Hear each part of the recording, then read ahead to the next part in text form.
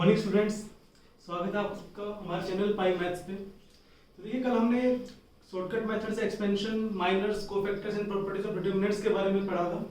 आज हम आगे चलते हैं। देखिए, नेक्स्ट टॉपिक हमारा वैल्यू ऑफ डिटरमिनेंट कैसे फाइंड करते हैं कोफैक्टर्स का यूज करके। ठीक है, तो इसमें हमें बस इतना याद रखना है कि मान लो कोई भी हमारे पास डिटरमिनेंट है, इसमें 9 है, 3 into 3 का ले रहे हैं हम। जैसे इसके एलिमेंट्स होते हैं a11, a12, a13, a21, a22, a23, a31, a32 and a33। तो देखिए, हमें इतना याद रखना है बस कि अगर हम किसी भी रो या किसी भी कॉलम के एलिमेंट्स को अगर उसी रो या उसी कॉलम के कोफैक्टर से मल्टीप्लाई करेंगे तो हम डिटरमिनेंट की वैल्यू फाइंड कर सकते हैं विदाउट एक्सपेंशन के। फॉर एग्जांपल, अगर मैं a11, a12 और a13 जो फर्स्ट रो के एलिमेंट है, अगर इनको इन्हीं के कोफैक्टर से, फॉर एग्जांपल इसका कोफैक्टर को मैं नाम दे दूं f11, इसका f12 और इसको f13, अगर हम ऐसा करते हैं तो हमारे पास डिटरमिनेंट a की वैल्यू आ जाएगी विदाउट एक्सपेंशन। ठीक है, लेकिन हमें एक चीज और याद रखनी है, अगर हम किसी भी रो या किसी भी कॉलम को उसके कोफैक्टर के बजाय किसी और रो या कॉलम की कोफैक्टर से मल्टीप्लाई करते हैं, फॉर एग्जांपल अगर मैं a11,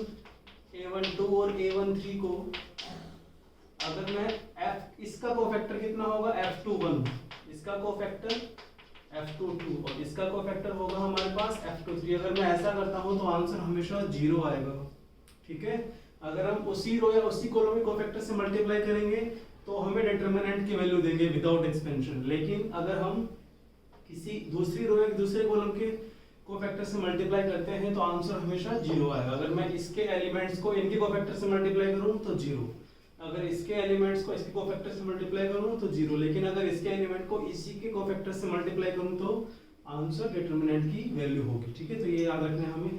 ठीक है, देखिए नेक्स्ट जो हमारा टॉपिक है वो बहुत इंपॉर्टेंट है, बहुत ज्यादा, जो है solution of linear equations using determinants, जिसमें 6 मार्क्स का क्वेश्चन बनता है सीबीएसई बोर्ड में। और लास्ट जो मैंने बताया था कल भी आपको कि 21 क्वेश्चन जो आए थे IIT pre main and advance में, जो डिटरमिनेंट्स है वो मोस्टली सॉल्यूशन ऑफ इक्वेशन से ही हुए थे।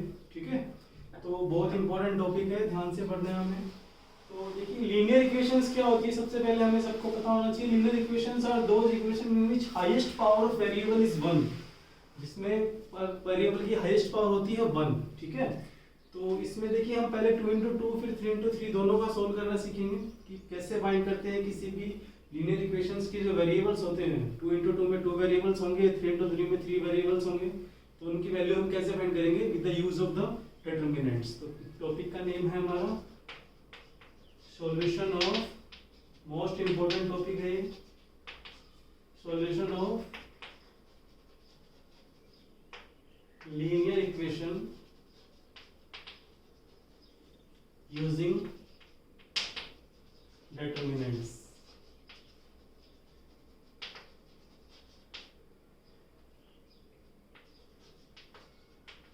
देखिए, इसका जो दूसरा नाम है उसे हम क्रेमर्स रूल भी बोलते हैं।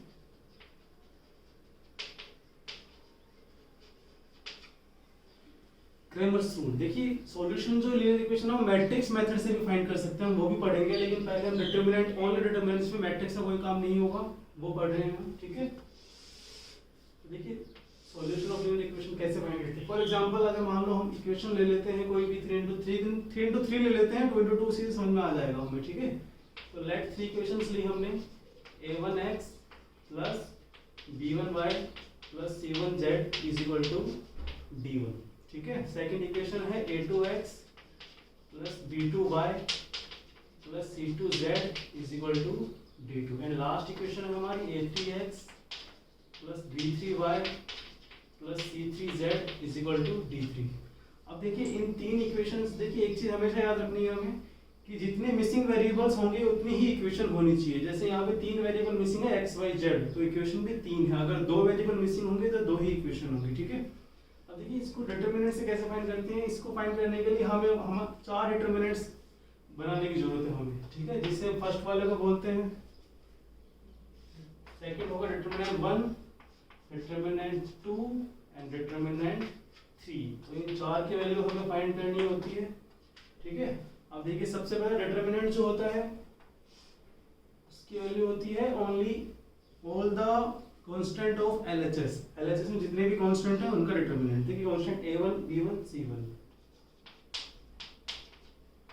a2 b2 and c2 and a3 b3 c3। Find कैसे करना है इसको? किसी भी मेथड से, जो भी आपको अच्छा लगे। शॉर्टकट मेथड है हमारे पास, एक्सपेंशन है, इससे पहले हमने पढ़ा है कि with the use of cofactors किसी से भी आप इनकी वैल्यू फाइंड कर सकते हैं। डिटर्मिनेंट 1 की जो वैल्यू होगी उसमें देखो हम क्या करेंगे, जो a1 a2 a3 जो फर्स्ट कॉलम है उसको हम रिप्लेस कर देंगे d1 d2 d3 से। ओके, इससे हमें रिप्लेस करना है d1 d2 एंड d3। तो देखिए यहाँ पे क्या आएगा, d1 d2 एंड d3। बाकी as it is b1 b2 and b3, c1 c2 and c3। ठीक है, जो हमारा डिटर्मिनेंट 2 होगा। अभी देखो हमने फर्स्ट कॉलम को रिप्लेस किया था, हम सेकंड कॉलम को रिप्लेस करेंगे b1 b2 b3 को। बाकी दोनों एज इट इज, ये हो जाएगा a1 a2 a3 and d1 d2 d3 और ये c1 c2 c3। ऐसे ही जो लास्ट डिटर्मिनेंट बनेगा हमारा, उसमें हम थर्ड कॉलम को रिप्लेस करेंगे d1 d2 d3 से। तो वो होगा a1 a2 a3 b1 b2 b3 और लास्ट होगा d1 d2 d3। देखिए इन सभी वैल्यूज को फाइंड करने के बाद हमें करना क्या है, x y z हमारे 3 वेरिएबल्स होंगे। तो x के वैल्यू निकालने के लिए हमें डेल 1 में डेल का डिवाइड देना है, डिटर्मिनेंट 1 में डिटर्मिनेंट का डिवाइड देना है, फिर डिटर्मिनेंट 2 में डिटर्मिनेंट का डिवाइड देना है और फिर डिटर्मिनेंट 3 में डिटर्मिनेंट का डिवाइड देना है। अगर हम ऐसा करेंगे तो हमारे x y z की वैल्यू हमें मिल जाएंगी। ठीक है, तो ये है solution of linear equations using determinants. अब देखिए जो बोर्ड क्वेश्चंस होते हैं सीबीएसई, उसमें हमें वैल्यू फाइंड करनी होती है एक्स वाई जेड की। ठीक है, लेकिन जो आईआईटी वाले क्वेश्चंस होते हैं उनमें सॉल्यूशंस जो होते हैं वो डिफरेंट काइंड्स होते हैं। ठीक है, जैसे कि आप सबको याद होगा, हमने 10th क्लास में पढ़ा था कि जब हम ग्राफ में पढ़ रहे थे, 2 लाइंस का जो ग्राफ था, लीनियर इक्वेशन इन 2 वेरिएबल्स, उनमें हमने पढ़ा था कि अगर 2 लाइन एक दूसरे को इंटरसेक्ट करती हैं तो उन दोनों लाइन से सिर्फ एक ही सॉल्यूशन निकल सकता है, जिसे हम बोलते हैं यूनिक सॉल्यूशन। तो इंटरसेक्ट में 1 सॉल्यूशन था। ठीक है, सेकंड था अगर पैरेलल लाइंस होंगी तो लाइन कभी भी नहीं मिलेंगी आपस में, तो उनका सॉल्यूशन भी नहीं होगा, जिसे हम नो सॉल्यूशन कहते थे। ठीक है, और ऐसे लास्ट था if 2 lines are coincide each other, अगर एक दूसरे के ऊपर है तो वहां पे इनफाइनाइट सॉल्यूशन होता है, क्योंकि वो इनफाइनाइट टाइम्स मिलेंगे एक दूसरे से, तो इनफाइनाइट सॉल्यूशन होंगे। ठीक है, यहाँ पे भी सॉल्यूशंस जो होंगे वो 3 काइंड के होंगे, या तो यूनिक सॉल्यूशन होगा जिसे हम 1 सॉल्यूशन कहते हैं, या फिर इनफाइनाइट सॉल्यूशन होगा, ठीक है, मैनी सॉल्यूशंस, और या नो सॉल्यूशन होगा। ठीक है, तो इनका भी हम पढ़ेंगे कि इनका रूल क्या होता है, कब यूनिक इंटरसेक्शन कब होगा, यूनिक सॉल्यूशन कब होगा। ठीक है, तो इसको हम पढ़ते हैं ध्यान से। तो एक चीज हमें ध्यान रखनी है कि अगर क्वेश्चन में आता है if the equations have more than 1 solution, देखिए मोर देन 1 सॉल्यूशन का मतलब डायरेक्ट इनफाइनाइट सॉल्यूशन से होता है। ये नहीं है कि अगर 1 सॉल्यूशन मोर देन 1 है तो 2 सॉल्यूशन होंगे, 3 सॉल्यूशन होंगे। कोई भी लाइन है या तो उसका एक सॉल्यूशन होगा या फिर इनफाइनाइट सॉल्यूशन होंगे। ठीक है, ऐसे नहीं होगा 2 सॉल्यूशन या 3 सॉल्यूशन या 10 सॉल्यूशन या फिर नो सॉल्यूशन होगा। और जैसे कि अगर मान लो अगर हम ग्राफ बनाते हैं तो ये 2 लाइंस हैं। ठीक है, एक लाइन है, दूसरी लाइन इस पे यहाँ पे टच कर रही है, एक सॉल्यूशन यहाँ हो गया, दूसरा यहाँ हो गया। तो ऐसे नहीं कि लाइन आगे चल के ऐसे मुड़ जाएगी, सॉल्यूशन होंगे ही नहीं, क्योंकि लाइन हमेशा स्ट्रेट होती है। तो या तो इनफाइनाइट सॉल्यूशन होंगे या फिर एक ही सॉल्यूशन होगा, इनके बीच में कोई भी सॉल्यूशन नहीं होता है। मोर देन 1 जहां भी यूज होगा कि मोर देन, लास्ट के जो आईआईटी में क्वेश्चन आए थे उसमें मोर देन 1 लिखा हुआ था, तो स्टूडेंट्स को कंफ्यूजन होती है कि मोर देन 1 का मतलब कितने सॉल्यूशन। तो याद रखना है हमें कि मोर देन 1 का मतलब ये डायरेक्ट इनफाइनाइट पे जाएगा। ठीक है, बीच में कहीं नहीं रुकना है हमें, या फिर नो सॉल्यूशन होंगे। तो सबसे पहले हम एक क्वेश्चन करके देखते हैं कि how to find the value of X Y Z using determinants. ठीक है, इसका स्क्रीनशॉट ले लीजिए आप।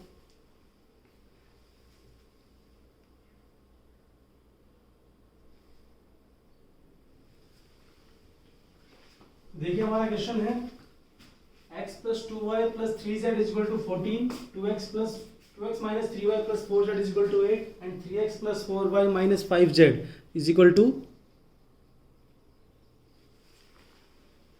-4। तो यहाँ पे हमें सोल्व का मीन्स क्या देंगे, तो या तो क्वेश्चन में सोल्व लिखा है या solve the following system of linear equations. ठीक है, तो हमें x y z की वैल्यू फाइंड करनी है यूजिंग डिटरमिनेंट्स। क्रैमर्स रूल से कर रहे हैं। तो सबसे पहले हम क्या करेंगे, डिटरमिनेंट अज्यूम करेंगे फर्स्ट डिटरमिनेंट की वैल्यू क्या होगी, देखिए a1 a2 a3 b1 b2 b3 c1 c2 sorry a1 b1 c1 a2 b2 c2 a3 b3 c3, तो ये बनेगा 1, x का कोएफिशिएंट 1, y का 2 and 3, okay, then 2 minus 3 4 and then 3 4 minus 5, जो हमारा डिटरमिनेंट 1 बनेगा उसमें देखिए मैंने क्या बताया था कि हमें फर्स्ट को रिप्लेस करना है इनसे d1 d2 d3 से, तो ये कितना हो जाएगा 14 8 minus 4, बाकी as it is 2 minus 3 4 and 3 4 minus 5, तो हमारा डिटरमिनेंट 2 होगा, उसकी वैल्यू हम सेकंड कॉलम को रिप्लेस करेंगे d1 d2 d3 से, तो first as it is 1 2 3 14 8 and minus 4 and last पे as it is 3 4 minus 5, और जो हमारा डिटरमिनेंट 3 होगा उसमें हम थर्ड कॉलम को रिप्लेस करेंगे, तो ये होगा 1 2 3 2 minus 3 4 and 14 8 minus 4, देखिए अब हमें इसको सोल्व करना है, ठीक है। तो सबसे पहले देखिए हम डिटरमिनेंट की वैल्यू फाइंड करते हैं, कभी भी हम देखिए एक चीज हमें ऐसा लगना, कभी भी सॉल्यूशन ऑफ लीनियर इक्वेशंस करेंगे तो सबसे पहले हम डिटरमिनेंट फाइंड करेंगे, ये देखना हमें ये जीरो तो नहीं आ रहा है, अगर ये जीरो होगा तो इसका यूनिक सॉल्यूशन नहीं होगा, ठीक है, अगर इसकी वैल्यू जीरो हो गई तो इसका यूनिक सॉल्यूशन नहीं होगा, फिर या तो इनफाइनाइट सॉल्यूशन होगा या नो सॉल्यूशन होगा, ठीक है, वो कंडीशन हम बताएंगे अभी।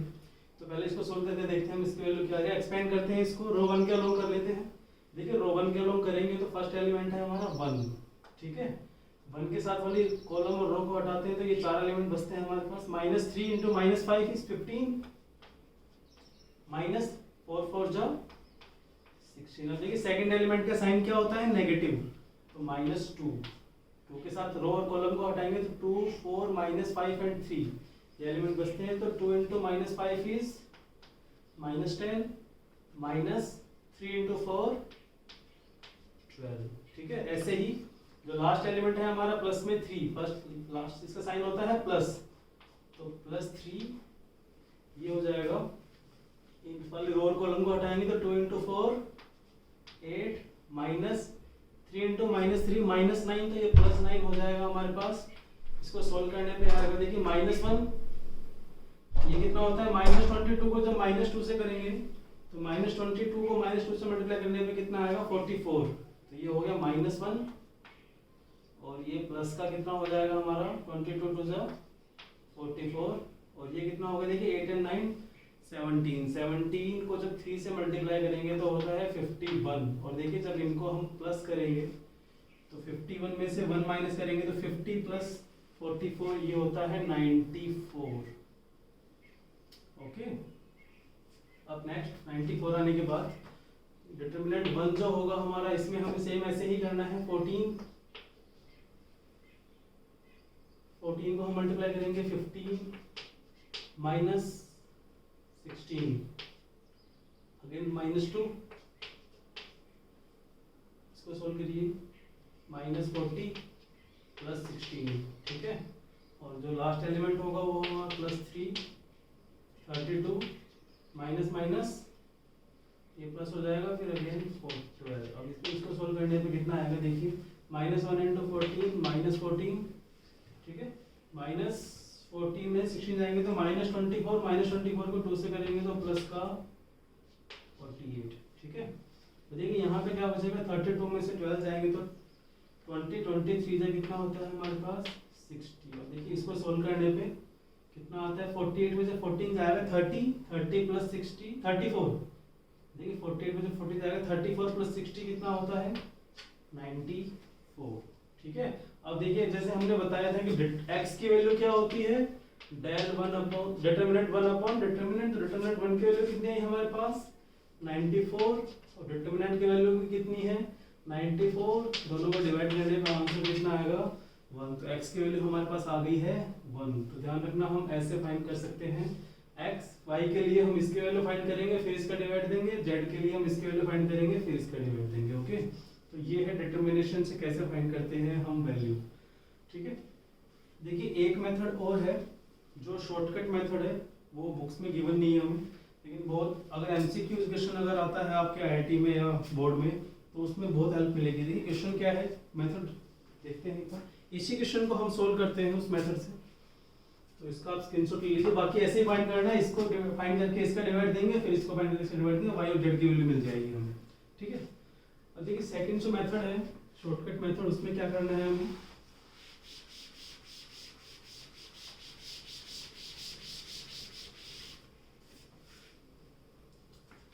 हमें इन सभी एलिमेंट्स को लिखना है। देखिए ध्यान से कितना है, पहले 1 2 3 2 -3 एंड 4, ठीक है, 3 4 एंड -5। उसके बाद हमें इनको भी लिखना है यहाँ पे 14 8 -4, ठीक है। इनको एक्सपेंड नहीं करना है, ना ये डिटर्मिनेंट है, हमने बस इनको नोट किया है यहाँ पे, क्योंकि डिटर्मिनेंट जो होता है वो स्क्वायर में होता है हमेशा, रो और कॉलम सेम होते हैं, ठीक है, तो it is not a determinant. अब देखिए करना क्या है हमें, या तो इन दोनों को सबसे पहले हमें जीरो बनाना है, इन दोनों एलिमेंट्स को ऑपरेशन लगा के हमें जीरो बनाना है, ठीक है। इन दोनों रो में ऑपरेशन लगाएंगे और इनको जीरो बनाएंगे। इन दोनों को जीरो बनाने के बाद इन चारों में से हमें कोई भी एक एलिमेंट जीरो बनाना है, एक या एक से ज्यादा, कम से कम एक बनाना है, ठीक है। तो ऐसा करने के लिए सबसे पहले अगर मैं इसको जीरो बनाता हूँ तो मुझे ऑपरेशन लगाना पड़ेगा R2 - 2R1। अगर मैं इस रो 2 में से इसका डबल माइनस कर देता हूँ, ऑपरेशन लगेगा R2 में R2 - 2R1, ठीक है। तो देखिए ऐसा करने पे 2 - 2 कितना हो जाएगा यहाँ पे 0, -3 एंड -4 ये हो जाएगा हमारे पास -7, ठीक है। 4 - 6 इसका डबल, 4 - 6 कितना होता है -2 एंड 8 - 28, 8 - 28 कितना होगा हमारे पास -20, ठीक है।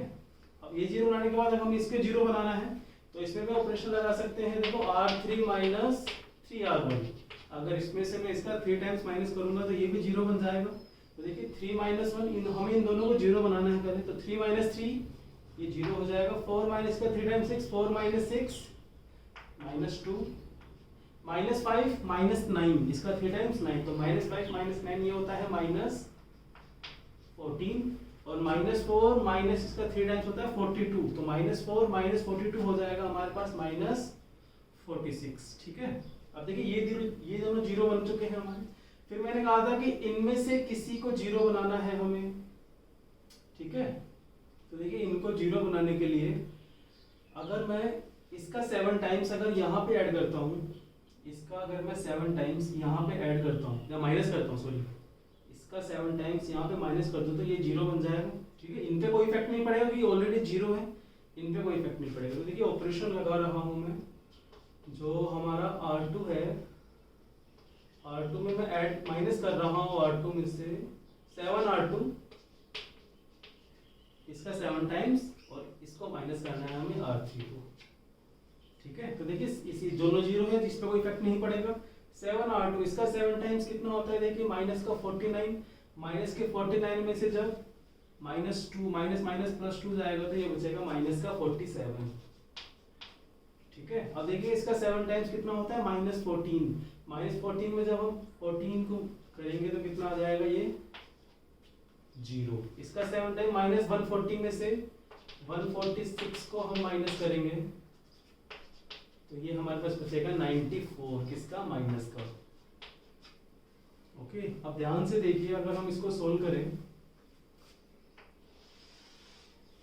अब मुझे ये बताइए, देखो ये जो एलिमेंट्स है ये कांस्टेंट है, तो ये किसके कोफिशिएंट है x y z, ये x y z के कोफिशिएंट है, देखिए यहाँ पे x y z। तो देखिए इस वाले में देखो x का कोफिशिएंट 0 है, यहाँ पे z का कोफिशिएंट भी 0 है, y कोफिशिएंट कितना है हमारे पास -47y, और इज इक्वल टू में कितना है हमारे पास -94, ठीक है। तो अगर हम यहाँ सोल्व करें माइनस से माइनस कट हो जाएगा, और 47 टू द 94, तो y की वैल्यू कितनी आ गई हमारे पास 2, ठीक है। अब देखो y की वैल्यू आने के बाद हम यहाँ x का कोफिशिएंट कितना है यहाँ पे 0, y का कोफिशिएंट कितना है -2y, z का coefficient -14z is equal to -46। देखो y की वैल्यू हमने फाइंड कर चुके हैं, यहाँ पे कितनी है हमारे पास 2, तो -2 टू द 4, -4 को जब हम इस साइड लेके आएंगे तो ये +4 हो जाएगा, -46 +4 होता है -42, तो माइनस से माइनस कट, 14 3 जा 42 z की वैल्यू 3 आ गया, देखिए y आ गया, z आ गया। अगर इन दोनों वैल्यू को हम यहाँ पुट करते हैं, ठीक है, ये इक्वेशन क्या है, x + 2y + 3z, x + 2y + 3z equal to कितना है हमारे पास 40। तो देखिए y की वैल्यू है 2, z की वैल्यू है 3, 2 2 जा 4, 3 3 जा 9, 9 and 14, 9 and 4 13, 13 को इधर लेके आएंगे तो 14 - 13 इज 1। x की वैल्यू कितनी आ गई हमारे पास 1। जो लास्ट मेथड से हमने किया डिटरमिनेंट्स, उसमें भी x की वैल्यू कितनी आई थी 1। तो देखिए ये जो मेथड है इसमें हमें करना क्या है, ओनली सिर्फ इसमें हमें कोई डिटरमिनेंट वगैरह कुछ फाइंड नहीं करना है। सबसे पहले इनको प्रैक्टिस करेंगे तो विदिन 30 to 40 सेकंड इसका आंसर हम फाइंड कर सकते हैं, कैलकुलेशन स्पीड अच्छी हुई तो।